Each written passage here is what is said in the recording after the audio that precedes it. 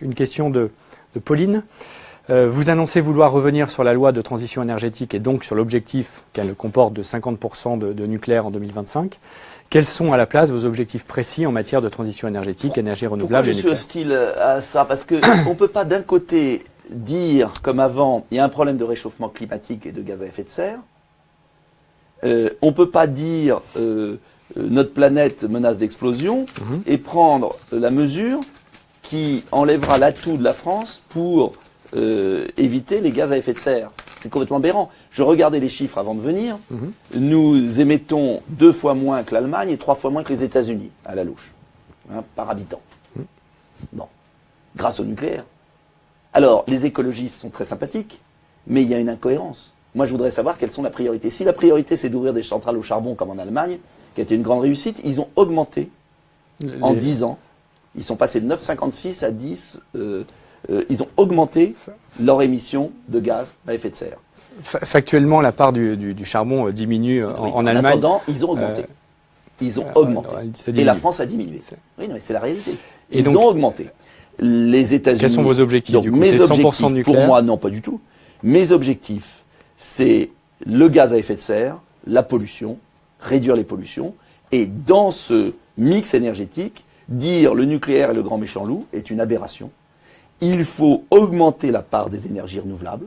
Il faut économiser l'énergie, qui est la première source de réduction de pollution. Et j'ai plusieurs mesures très concrètes. Un grand plan de rénovation énergétique pour les bâtiments, parce que là aussi, on est dans le délire des normes pour les nouveaux logements, mais on a 16% des logements en catégorie, en ultime catégorie. C'est-à-dire qu'on a des millions de logements en France. Passoire énergétique. On pourrait améliorer les choses. Et je propose la création d'un livret épargne, comme le livret épargne logement, livret épargne rénovation énergétique, plan prêt à taux zéro, 1 milliard d'euros assis sur des emprunts auprès de la Banque centrale à 0%, pour lancer un vrai chantier de rénovation énergétique de nos bâtiments. 45% de la consommation énergétique française, ce sont les bâtiments. On a un gisement d'économie, mais qui remplace 10 centrales nucléaires. Donc la priorité absolue, c'est de l'économie, mais à grande échelle, en arrêtant les bavardages, le folklore. Parce qu'en fait, on est dans le folklore. On met 3 éoliennes là, 3 panneaux solaires là, on met au-dessus des abribus à Paris de l'herbe qui pousse. Mais tout ça, c'est pour amuser la galerie. La réalité, c'est que je veux qu'on ait un grand plan d'économie d'énergie dans nos bâtiments, en empruntant à 0% la Banque centrale, en aidant les Français à le faire, et notamment les Français modestes. Le deuxième point fondamental, c'est que je veux remplacer, dans les 5 ans, 10 millions de véhicules. Alors, et j'aurai un bonus fiscal d'1 milliard. Il y a une question sur spécifique sur la mobilité, donc si vous pouvez garder ça juste après. Donc, ce que je veux dire par là, c'est que moi, mon idée, ma logique de notre programme environnemental, qui est sur Internet, c'est les gros bataillons. C'est-à-dire, arrêter de vouloir changer toujours les normes, mais en revanche les faire appliquer pour l'ensemble de la population. Et pour ça, et pour aider les plus modestes, il faut de l'argent public.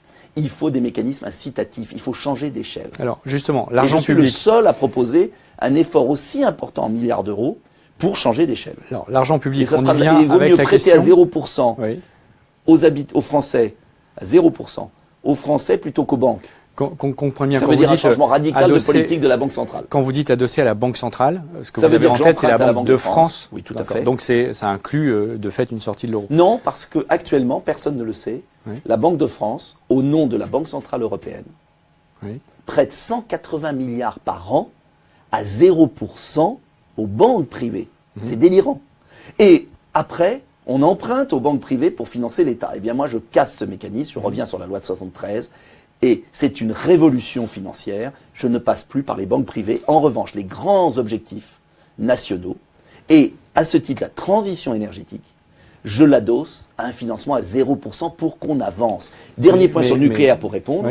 Je pense qu'il est beaucoup plus important sur le nucléaire de revenir sur la privatisation d'EDF, de remettre à 100% EDF, de mettre fin aux sous-traitants en cascade, de mettre fin au manque de contrôle, pour que l'ensemble des centrales nucléaires soient vraiment contrôlées, pour qu'ensuite il y ait de la recherche et qu'on change de filière nucléaire.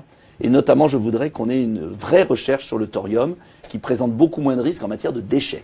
Car l'enjeu du nucléaire, c'est la reconversion des centrales, Oui. et c'est tout le cycle des déchets. Donc je ne suis pas un nucléocrate.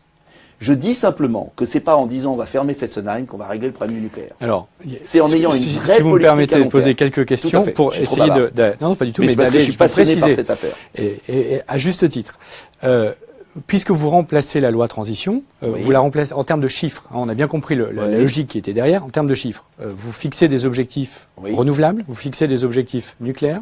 Oui, je fixe d'abord un premier objectif, économie. Économie, mais à grande échelle, j'en ai parlé. Oui. Deuxième, je fixe le développement du renouvelable. Quel Mais du chiffre, alors renouvelable intelligent. C'est-à-dire, panneaux solaires où il est vital d'avoir les innovations technologiques et d'avoir une filière industrielle en Europe et en France. Vous savez que les Chinois nous ont cassé toute la filière de solaire. Il n'y a plus que 2 fabricants, un en Allemagne, un en France, à Bourgoin-Jallieu, qui fabriquent l'ensemble de la chaîne du solaire. C'est absolument dramatique pour l'avenir industriel du pays. Donc je veux qu'on passe à la nouvelle génération de panneaux solaires qui va révolutionner le monde. Et là, on doit investir beaucoup d'argent. Parallèlement, je veux qu'on arrête avec les éoliennes qui sont un massacre environnemental de nos paysages, qui ont un rendement énergétique très faible et qui ne sont qu'une pompe à fric pour défiscaliser pour les plus riches de nos concitoyens. Alors, Je parle franchement. Vous m'invitez, je le dis franchement. on est là pour. J'en ai C'est vous qui assez. avez la parole. Alors, Je vous une le dis question. franchement, Oui, mais bon. Si on veut être vraiment écologiste, non mais Oui. attendez, si on veut vraiment réussir la transition énergétique, il faut arrêter le folklore, qui est une pompe à fric pour certains, Oui. et il faut passer à une vraie politique écologique de grande échelle. Justement, donc, parlons du fric, puisque vous en parlez. Question de Jérôme. Je ne comprends pas pourquoi vous voulez investir dans le nucléaire alors que tout indique aujourd'hui que le coût des énergies renouvelables est plus faible. Et à titre d'exemple, il cite les résultats du 4e appel d'offres photovoltaïque lancé par la CRE, donc la Commission de régulation de l'énergie, qui montre qu'à 62,5 € le mégawattheure, le solaire est 2 fois moins cher que l'EPR à 120 € et l'éolien qui est à 80. Donc là, on parle d'argent Qu'il et... y ait, attention, avec les subventions ou sans les subventions? Non, c'est sans les subventions, c'est une fois qu'on a produit. Une fois qu'on a produit, si on arrive à ces chiffres, je dis banco.